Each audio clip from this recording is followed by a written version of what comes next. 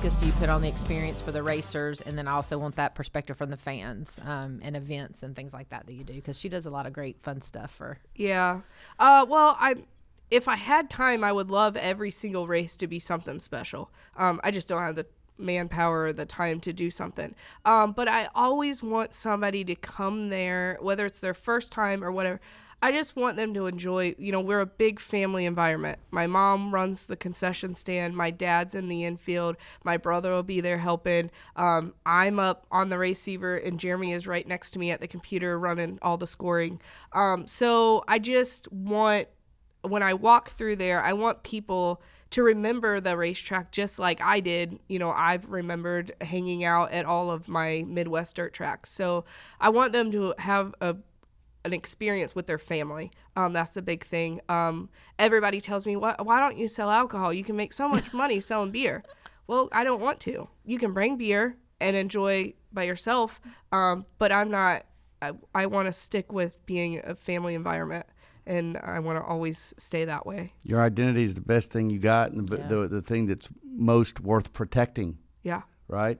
Without considering revenue or anything, like how much does it cost just to run an event, a race? Like what is in ballpark? Yeah, it depends. It all depends on payout, really, how much you're going to pay, a purse, because when Jeremy has a spreadsheet that if he wants to do, he comes up with these off-the-wall ideas, which is great, but he'll say, I want to do this race, but you got to find a $30,000 sponsor. Again, feels very familiar for a husband suggestion. Right. Well, that's not easy. And then you got to look into if a series comes in, you have to pay sanctioning. We do the Extreme Midget Tour, and when they come in with the Extreme Series, you got to pay a sanctioning fee. So there's a lot of variables that go into that. If I want to do a big race, like we're having our first big open race, which was the 500s. We haven't had the 500cc opens and 450s in a while, except for a series that come in. We haven't had a big show, and everybody's been pushing us to do a big show.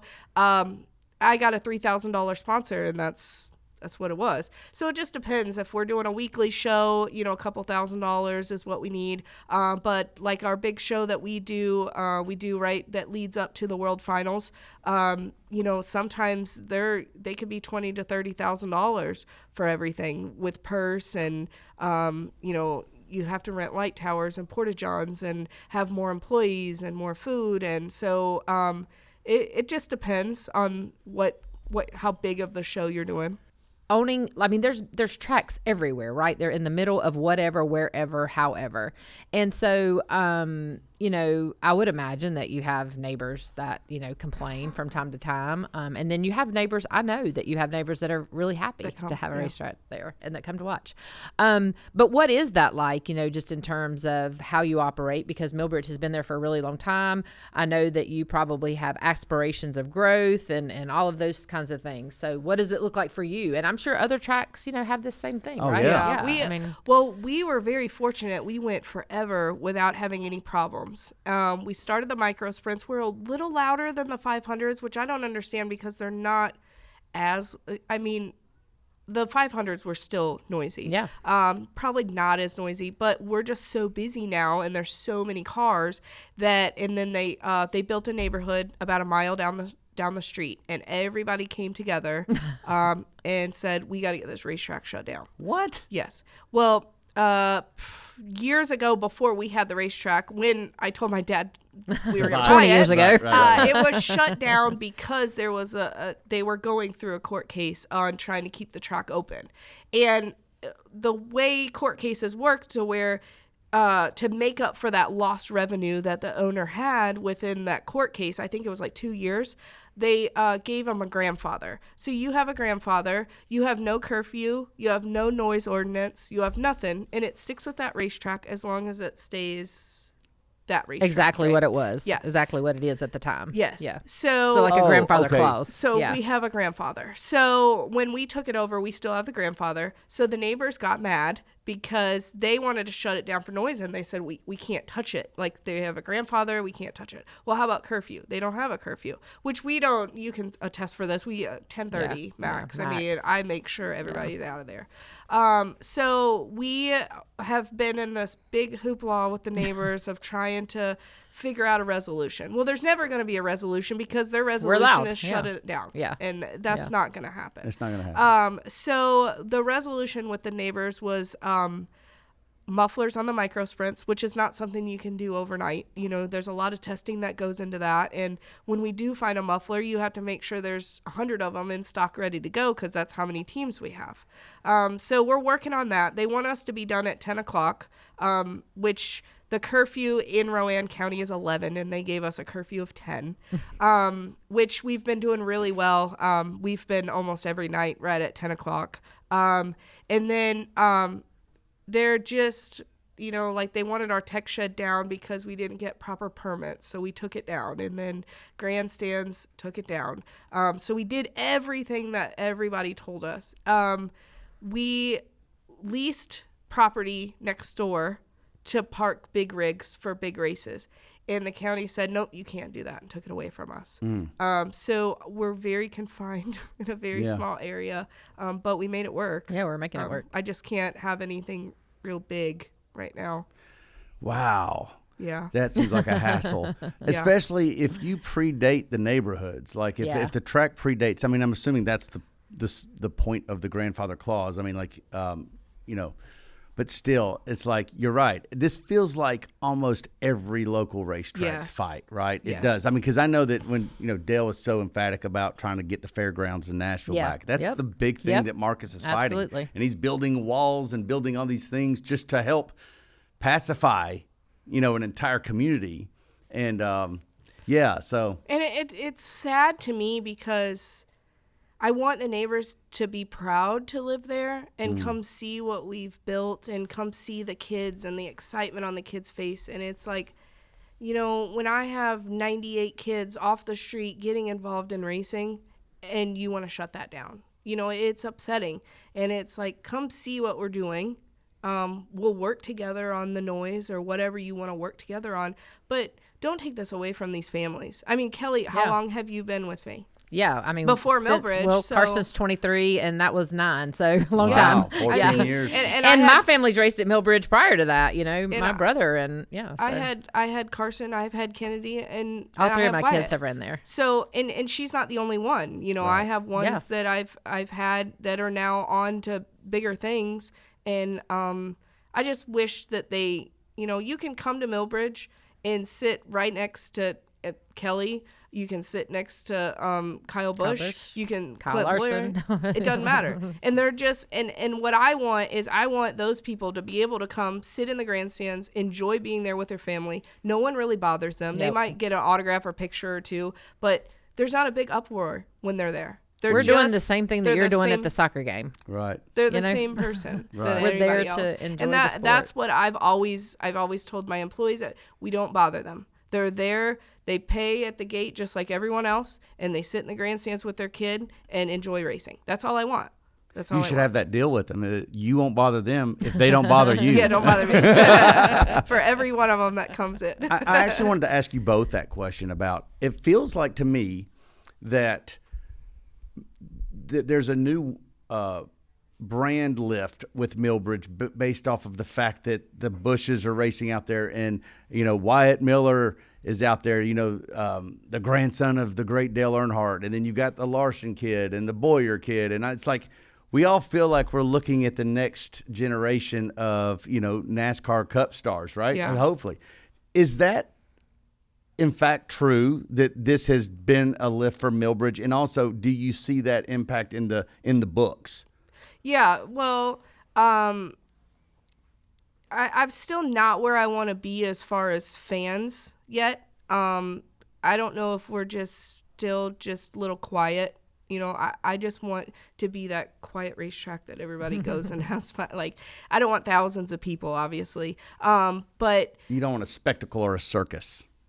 Absolutely. But I also, the kids now, but I also had kids before that are off to, it's just amazing the things that they're doing as well. And not only the kids that are racing on Tuesday, Wednesday, the Toyota and Chevy have a deal with micro sprints that they get their Chevy drivers and their Toyota drivers in micro sprints on Wednesday nights. Just that reaction time in the micro sprints really help. And they found that. So like last night, Daniel Suarez was in a car. And it just, not only the little kids, but you can come on any day and see any of them. Jesse Love, very prominent in the ARCA. He's there every week. So you can, it doesn't matter what day you come. I mean, and then the D&Q karting series, like we were talking, half of them people are just crew guys. Well, that's what I was going to say too, is like, I think, and I don't even know, did we always race on Tuesdays when you started? I can't really remember. We were Wednesdays, right? Wednesdays. And, but it's been a ground where the NASCAR community, the motorsports community around here can take their kid to race because they're obviously going on the weekends, right? And you would never get that opportunity. So it's you have the driver kids who have the names and all of that, but there's pit crew people. There's people that work at Stewart Haas. You walk around there, you see a NASCAR community there. Yes. And then, which that gives the opportunity for those that are not in the NASCAR community there's flat kart racers that come and run the outlaw karts, the kids. Yeah. And it gives everyone that community to race against a competitive group of people, right? Yes. So it's not just this one group or it's not that. This having it all come together like that, I think is really awesome. I don't like for them to point out, oh, this is Kyle Busch's kid, or oh, this is I got it. Yeah, and me Dellert. too. I hate that because when Wyatt's out there, there's 7 other kids out there in the heat race, or there's 20 other kids out there in the car, and I'd like for them to be able to find things to talk about all of them, right? and that's what I'm big on too. Like I push on my announcers. Like I have Steve Post. Yes. He's amazing. Oh, wow. And he'll know, he may talk about Wyatt Miller, but he also knows other things about kids that they don't even have a racing background. Yeah. And he'll talk about every one of them. I want all of them to be stars. I don't care what their last name is. Take their first name, make them a star. That's all I care about. Well said. And it's that's what Milbridge is. And racing against the people like the Bushes, Earnhardts, and stuff like that, when they go anywhere, our kids can't, and I'm not just saying this because it's they can't be beat. Mm-mm. The talent level that I have right now and what I just want to brand them into we have a brand. It's called the Milbridge Mafia. Yes. Yes. So we go to the West, when I'm gone the 2 weeks in August and we're out in the Midwest racing various outlaw races. And we have one track that we go to and we have T-shirts with the Milbridge Mafia and all the kids on the back. All of us on there. So this one lady makes T-shirts for the whole families and they don't like to see us come. No. Experience the thrill of the racetrack like you're in the driver's seat with DraftKings Sportsbook. Bet on your favorite racers and feel the rush of every pass, pit stop, and victory like never before. Right now, new customers can turn $5 into $200 instantly in bonus bets. Bet 5 on anything to score big, no matter what goes down on the track. The stakes are high as the round of 8 kicks off this week in Las Vegas for the Cup Series. A win here for the playoff driver locks you into the Final Four. With so much on the line, tune in to Dirty Modo as they handicap the field and recommend bets to watch. With props, parlays, and more, there'll be action to follow all race long. The racing action doesn't stop until the checkered flag drops. Download the DraftKings Sportsbook app now and join with code DJD. New customers can bet $5 to get $200 instantly in bonus bets. That's code DJD only on DraftKings Sportsbook. The crown is yours.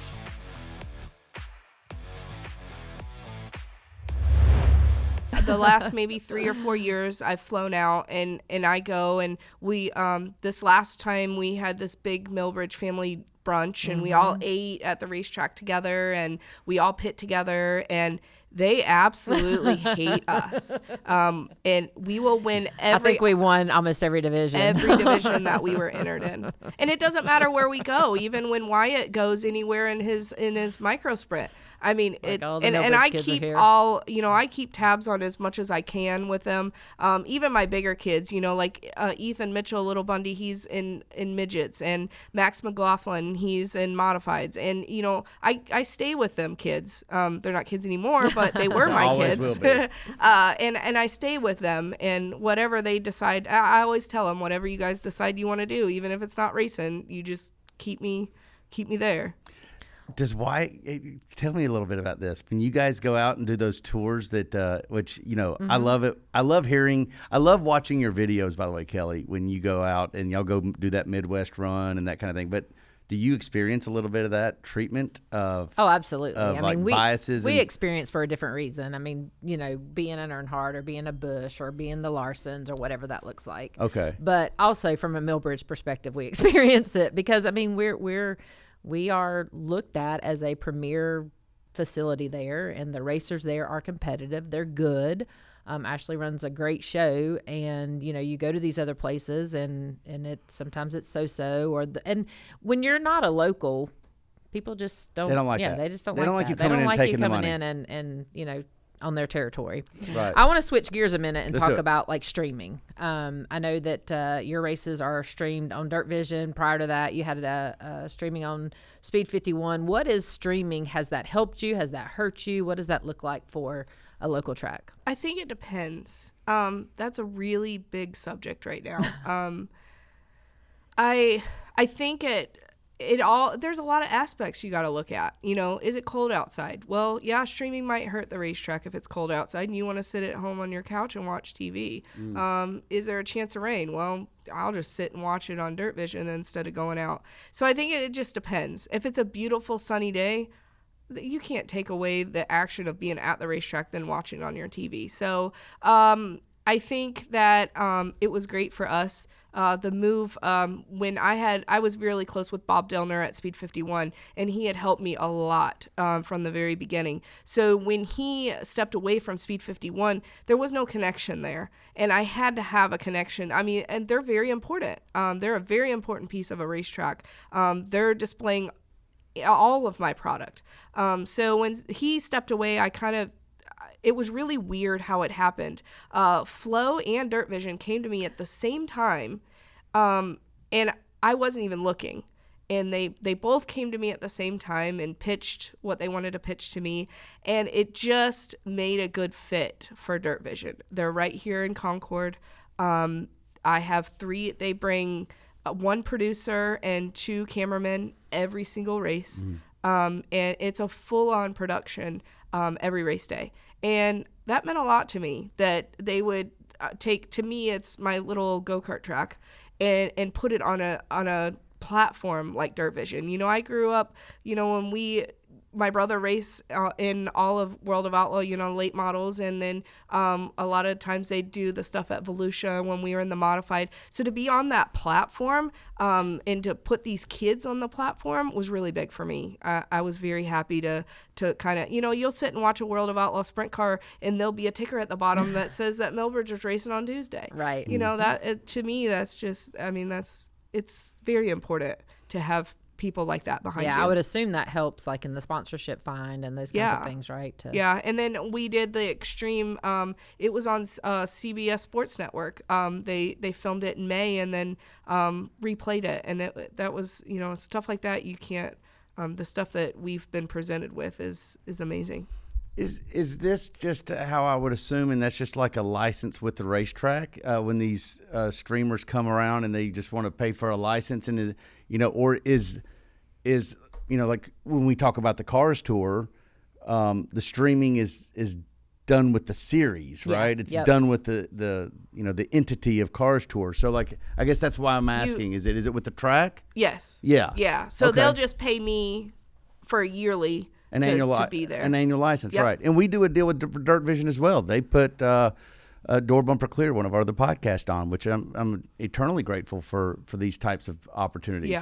Yeah, to be on that kind of platform, especially with it's crazy. I think my biggest thing with Flow against Dirt Vision, Flow's amazing too. I mean, obviously I watch a lot of Flow events as well with with late models and stuff. But the best thing about Dirt Vision was there's only like 8 tracks on the platform. So to be one of 8 and 9 racetracks, and they're all sprint car tracks. They're not a go-kart track. So it's just amazing to be on a platform like that against all them, big racetracks.